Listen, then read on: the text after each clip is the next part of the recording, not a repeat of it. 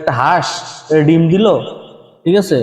এই যে একটা হাঁস আনছি আমি, এইটা হাঁস এখন ডিম দেবে, এখান থেকে বাচ্চা হবে, আমি তার বাচ্চা দিব। এটা তো আর তা হবে না। আমি সবসময় বাংলাদেশ ব্যাংকের কাছে ঋণী। আমার এই ঋণ কখনোই শোধ হবে না। সুদটাও কিভাবে আসলে তৈরি হইলো, সুদের যে আবিষ্কার, এই যে ব্যাংক, টাকা, সুদ আর আমি, আমাদের যে একটা চক্র। ব্যাংক থেকে আমি আনছি কি টাকা, ব্যাংক, টাকা, আমি, আর যে সুদ দিতেছি, এই যে একটা চক্র, এই যে সাইকেল, এই সাইকেলটা প্রতিনিয়ত চলতেছে, প্রতিনিয়ত চলবে। আসসালামু আলাইকুম প্রিয় দর্শক, সবাই কেমন আছেন? আশা করি ভালো আছেন। আমিও ভালো আছি। তো সবাই কেমন আছেন কমেন্টের মধ্যে জানাবেন। সবাই সাপোর্ট করবেন, যারা পেজে দেখতেছেন পেজটা লাইক করবেন, ফলো করবেন, আর যারা ইউটিউবে দেখতেছেন অবশ্যই চ্যানেলটাকে সাবস্ক্রাইব করবেন। আমি কখনো বলি না, তারপরও বললাম আর কি। যাই হোক, চলে যাব। যেটা হলো গিয়ে, আমরা এতদিন যাবৎ জেনেছি, টাকার ইতিহাস মোটামুটি জানার চেষ্টা করেছি, ব্যাংকটাও মোটামুটি বুঝেছি আসলে, টাকা, ব্যাংক, এগুলোর সম্পর্ক। লাস্টে যারা আগের ভিডিওগুলো দেখেন নাই টাকা নিয়ে, টাকা কিভাবে আসলো, আসলে স্বর্ণ মুদ্রা থেকে টাকা কিভাবে আসলো, তারপর সেই টাকা আমাদের হাতে, মানুষের হাতে কিভাবে আসলো, এগুলো আসলে পরবর্তী মানে যেগুলো ভিডিও চলে গেছে, গত দুইটা ভিডিও চলে গেছে, ওই ভিডিওগুলো না দেখলে এই ভিডিওগুলো আপনারা বুঝবেন না। তো আমি বলবো সবাইকে যে ওই পিছনের ওই ভিডিওগুলো অবশ্যই দেখবেন। আসলে ওই ভিডিওগুলো না দেখলে আপনারা বুঝতে পারবেন না। তো যাই হোক, আমরা মোটামুটি টাকার ধারণা পাইছি, ব্যাংকের ধারণা মোটামুটি পাইছি, সুদের দরজায় যে পৌঁছেছিলাম, আসলে আহ, সুদের কাছাকাছি যে পৌঁছেছিলাম। তো আজকে যে বিষয়ে আলোচনা করব, এই বিষয়টা আলোচনা করলে আপনারা ব্যাংক সম্পর্কে মোটামুটি আপনাদের ধারণা হয়ে যাবে। টাকা আর ব্যাংকের যে একটা সম্পর্ক, এটা আপনারা বুঝতে পারবেন। আর সুদটাও কিভাবে আসলে তৈরি হইলো, সুদের যে আবিষ্কার, সেটাও আপনারা জানতে পারবেন। ব্যাংক কাকে বলে, টাকা কাকে বলে, সুদ কাকে বলে, এইগুলো সংজ্ঞা আমি যাব না, আমি যাব যুক্তিতে। যেটা আসলে সংজ্ঞা দিয়ে আমাদের কোনো দরকার নাই। সংজ্ঞাতে এগুলো যারা অর্থনীতি নিয়ে পড়ে, তারা এই সংজ্ঞা নিয়ে পড়বে, পরীক্ষা দেবে, পাশ করবে। আমরা পরীক্ষা দিব না, পাশও করবো না, আমরা শুধুমাত্র জানবো যে আসলে ব্যাংক ব্যবস্থা কি। আমরা আগে জানছি ব্যাংকটা মোটামুটি, টাকাটা মোটামুটি আমরা ভালোই বুঝছি। তারপর যদি না বুঝে থাকি অবশ্যই আমাকে বলবেন, আমি আবার দরকার হলে ভালোভাবে বোঝানোর চেষ্টা করব। আর সুদের কাছাকাছি যে পৌঁছেছিলাম, তো আজকে আমি মূলত সুদের নিয়েই আলোচনা করব। আপনার ব্যাংকটা চলে আসবে, ব্যাংকটা আপনাদের কাছে ক্লিয়ার হয়ে যাবে। তো টাকা, তো যাই হোক, আমি তো টাকা পর্যন্ত ছিলাম বা সুদের পর্যন্ত ছিলাম। তো এই টাকা, ধরেন ব্যাংক, কেন্দ্রীয় ব্যাংক, কিন্তু যখন টাকা ছাপাইতে যাবে, বাংলাদেশ ব্যাংক যখন টাকা ছাপাইতে যাবে, সরকারি অনুমোদন তো লাগবেই। তারপরে কত টাকা ছাপাবেন এটার একটা খসড়া অথবা একটা দলিল, অথবা এটার যে পরিমাণ খরচ, এটা কিন্তু কেন্দ্রীয় ব্যাংকের কাছে দিতে হয়, তাদেরকে একটা পে করতে হয়। তারপর তারা পারমিশন দেয় টাকা ছাপানোর। তো কেন্দ্রীয় ব্যাংকটা কি? কেন্দ্রীয় ব্যাংক হচ্ছে যত ব্যাংক আছে তার উম, মা, মনে করেন মিডেলে, সে সকল ব্যাংকে পরিচালনা করে, ঠিক আছে, কেন্দ্রীয় যে ব্যাংকটা।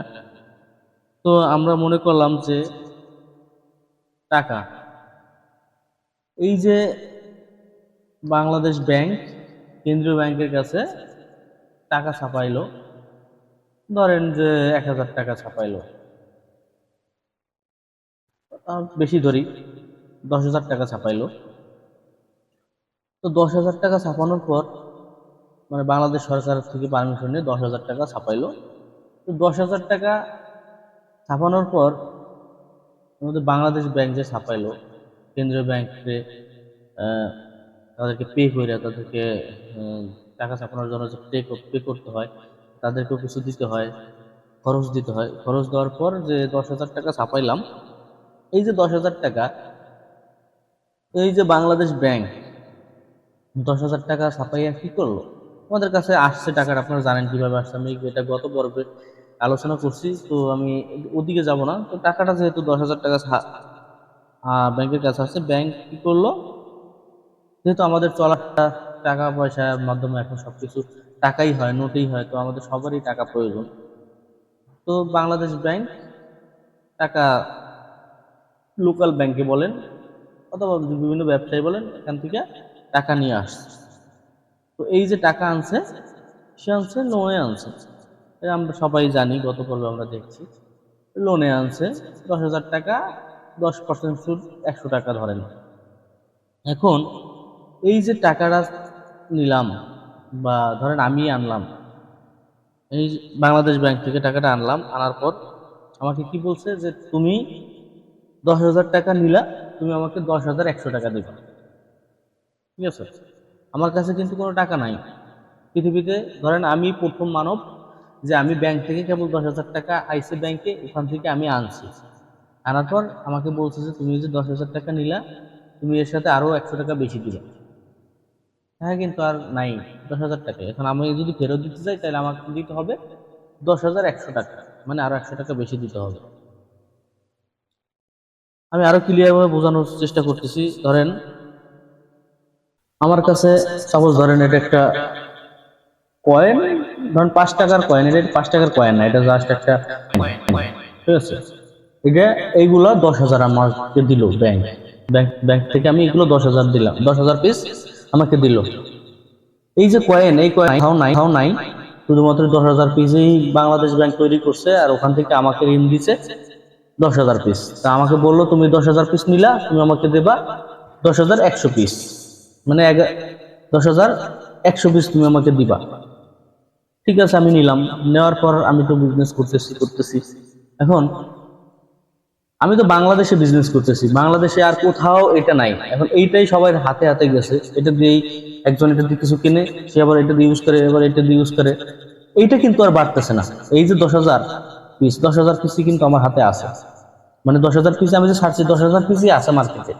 এইটা দিয়েই মানুষ করতেছে, সবকিছু চলতেছে। কিন্তু আমাকে তো ফেরত দিতে হবে 10,000 পিস, 10,100 পিস।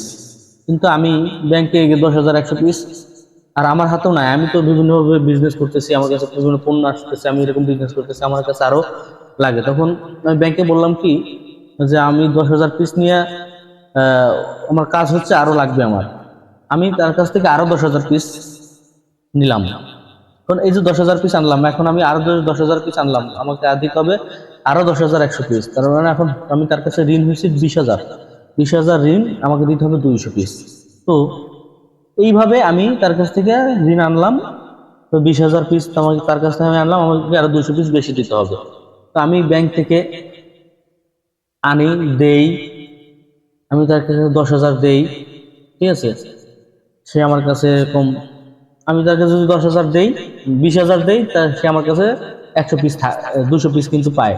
আমি তার কাছ থেকে আবার 20,000 পিস নেই, সে আমার কাছে আরো কত পাইলো, আরো 200 পাইলো।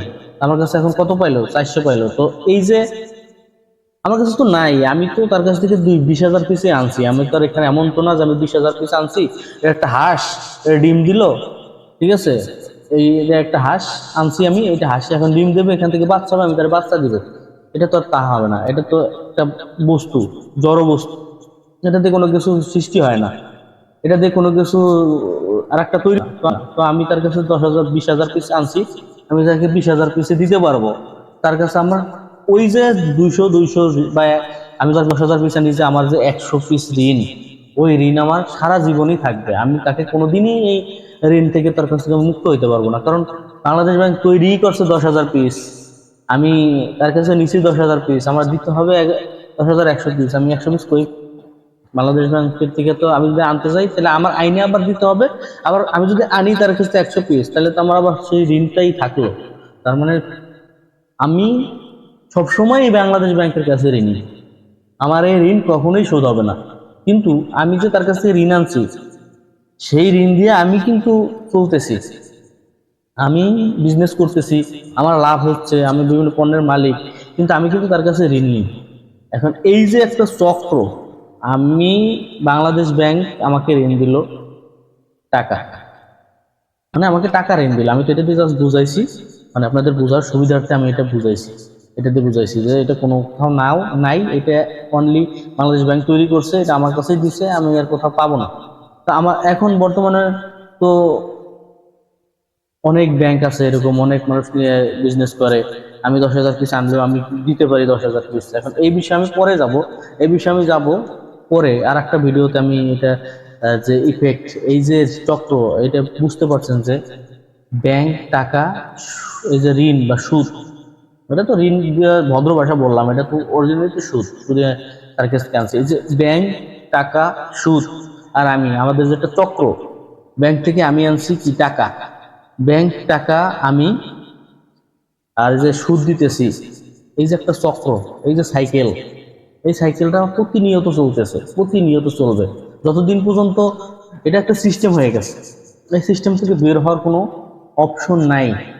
এই অপশন থেকে বের হওয়ার কোনো অপশন নাই, অপশন আছে, এগুলো নিয়ে আমি পরে আলোচনা করবো। আগে আমি ইফেক্ট গুলা আপনাদের সামনে তুলে ধরবো, যে আসলে এই যে চক্র, এই যে সুদের যে চক্র, এই চক্রে আজকে শুধুমাত্র আমি এই চক্রটা বোঝানোর জন্য আপনাদের কাছে ভিডিওটা নিয়ে আসছি, যে টাকা, ব্যাংক আর লগে সুদ, এইটার যে একটা চক্র, এই চক্রটা বোঝানোর জন্য, যে এই যে সুদের ভিতর কিভাবে ঢুকে গেছি। আর যে এটা যে সুদের মেশিন বলছিলাম, এটা কেন বলছিলাম, যে এটা যে একটা সম্পর্ক, টাকা সুদ ব্যাংকের যে একটা সম্পর্ক, এটি আজকে তুলে ধরার জন্য আমি পরবর্তী ভিডিওতে সুদের ভিতরে ঢুকে যাব।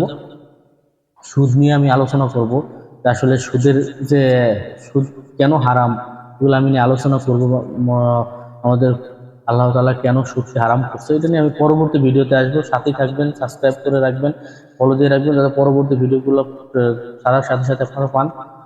ভালো থাকবেন, সুস্থ থাকবেন। আজকে আর বেশি কথা বলবো না, আজকে শুধুমাত্র এই চক্রটা বোঝানোর জন্যই, যে টাকা, ব্যাংক আর সুদ, এটার যে চক্র, এই চক্রটা নিয়ে আজকে আলোচনা করব।